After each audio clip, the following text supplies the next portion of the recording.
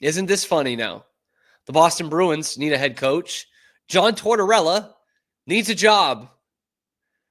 Have you ever seen a coach get himself fired? That's what Frankie Saravalli was asking, because the Flyers have parted ways. As of Thursday morning, Daniel Briere has fired John Tortorella, and that comes just about 36 hours after he said this after a 7-2 loss to the Leafs.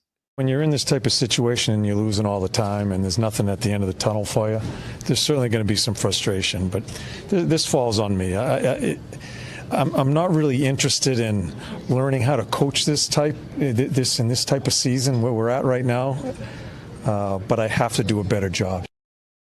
He literally doesn't want to coach that kind of team. And the Flyers stink, although they have not been eliminated from playoff contention. They're right there with the Bruins. And he's like, yeah, I don't really want to do this. And lo and behold, a day and a half later, Daniel Briere, the Flyers GM, says, okay, go screw. And now he's looking for a job. And here are the Bruins, lacking total direction, having no structure, having no accountability.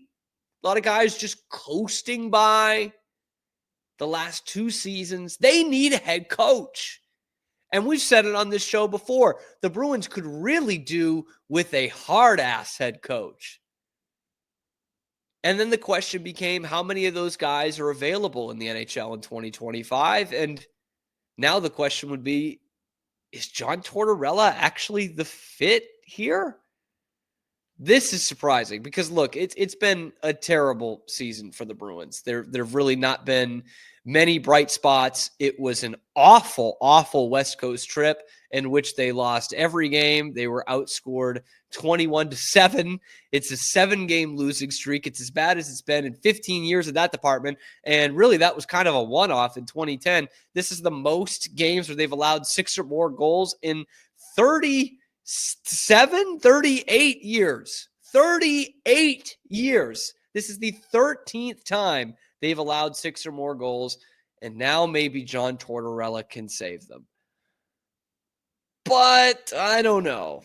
Man. Tortorella, like, in theory, that is exactly the kind of guy the Bruins would want in there. He's a guy who's been successful in the past, really almost everywhere he's been outside of Philadelphia. He's been successful. And he brings a real hard-ass mentality. He brings a elite defensive structure from, again, everywhere but Philadelphia. He's had that. And he holds guys accountable in that locker room. But then again, we keep comparing this season to a season like 99-2000, where the Bruins were in a similar situation, right? They had kind of the old guard. That was the year they traded Ray Bourque in the middle of the season. And they had veteran guys there like Byron Dafoe or Don Sweeney, guys like that. But they also had this young core they were trying to kind of put together, right? Thornton and Samsonov and Kyle McLaren and these kinds of guys. And at the time, they thought they were doing a service by bringing in Iron Mike Keenan. And what he became was a punchline and became the Bruins representative on that famous Boston Globe headline of "Welcome to Loserville." Mike Keenan was the guy. So we've actually seen a blueprint for this before in Bruins history, and it doesn't necessarily work out. But hey, here's John Tortorella. He brings that structure that you're looking for, right? He brings the kind of accountability you're looking for. He's a local guy. He's from Concord, Mass. You love having kind of that insular Massachusetts guy. And so here's Don Sweeney trying to figure out, he's like, look, do I go with the local guy because he could bring the structure and be a hit with the Bruins fans? Or do I risk not being the loudest voice in the room? He's literally the Larry David meme trying to figure out what is the best thing to do with this John Tortorella situation. Not to be kind of a soft core here, but in 2025, I don't know how much the John Tortorella thing works. In theory, yeah, that is what you kind of want for this team, the way you've watched them coast this year.